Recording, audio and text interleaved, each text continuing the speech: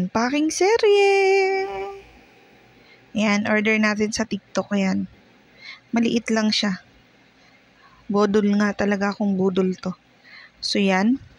Ang laman ay ito. Ayan. Ang ganda. Ang ganda niyan, promise. Suot-suot ko na nga ngayon yan eh. Yan yung money tree na necklace. Ang alam ko, baka stainless steel yan eh. Kasi hindi naman yan, pang fashion lang. Pero tingnan naman ninyo, ang ganda. May mga stones. Maganda siya. So yan, ayusin na natin yan. Naayos ko na dyan yan para maisuot ko na. Kasi napaka-perfect niya. Ang ganda. Maliit lang siya. Yan, hindi gaanong makakakuha ng atensyon. Kasi mahirap naman na. Yun, di ba? Ang ganda. Kahit kayo magugustuhan nyo. So yan, kung nakikita ninyo yan, mga hikaw yan, stud earrings yan. At saka mga set ng necklace, earrings, and then sing-sing. 3 peraso ang laman. At nagkakahalaga ang mga yan ng mga nasa 50 to 70 pesos. Yun ang price range niya. Walang lumagpas doon. Syempre, hindi natin palalagpasin yun ng mas mahal pa kasi hindi kaya ng ating mga buyer. So yan, lahat po ng nakukuha natin is hindi pang sa atin. So yan, chinecheck ko yung kanyang pakaw at meron nga siyang markings na SY sa isang gilid at doon sa kabila po ay 14K naman ang nakalagay. So yan, iba-iba design yan, may butterfly, ayan, 2 klase ng butterfly yan. So yun yung mga niya. Yun yung laman ng isa. Sa butterfly na yan, worth 7 pesos per pair yan. Kaya tig 10 nga yung nakuha ko at saka assorted na yung laman. Tas per sachet niyan is 5 pairs ang nakalagay. So yan, ayusin natin para mapakita ko sa inyo. Kasi baka hindi nyo nakikita yung ganda. Pero maganda yan. Ayan o, tingnan nyo yung butterfly o. Parang yun may 14 KJP din akong nabenta na ganyan yung design niya. Pero yun wala kang makikitang mga tarnish dyan. Talagang yan siya. Ganyan po talaga siya. Ganyan siya kaganda. Diba? Kasi nabili din tayo ng stainless steel na mga ganyan na binenta natin tig 50 pesos. So okay na yun. Parang nakuha natin yun ng tig 20 pesos each.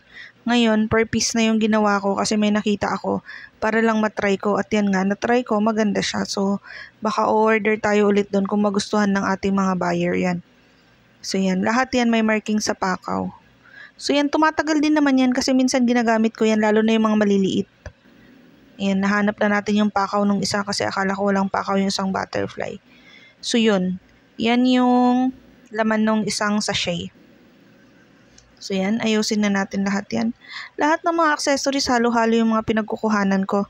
May mga Japan surplus naman talaga akong makukuhanan. Kaya lang minsan, iniisip ko parang hindi siya worth it. Kasi yung iba, may mga tarnish. Pero talagang binibili pa din nila. Hindi ko alam kung anong ginagawa ng mga buyer ko. Ba't nabibili nila yung mga ganon. So baka dahil maganda yung design. Tapos tubog. Ano yun? Basta may tawag sila. Parang ilulubog din nila sa natunaw na para maging gold-plated siya, ganon. Ang habol lang nila is talagang yung design. So, yun yung yung hindi ko gaanong pinakita. Wala siyang markings, walang markings sa likod, ewan ko lang. Baka iba yung pakaw na ginamit doon, pero walang markings yun. Pero ang ganda din nun, nagtatagal din yun. Yung mga ganyan, nagtatagal siya pag stainless steel talaga. Tsaka kung maagaw man, mawala man, hindi sasama yung loob mo.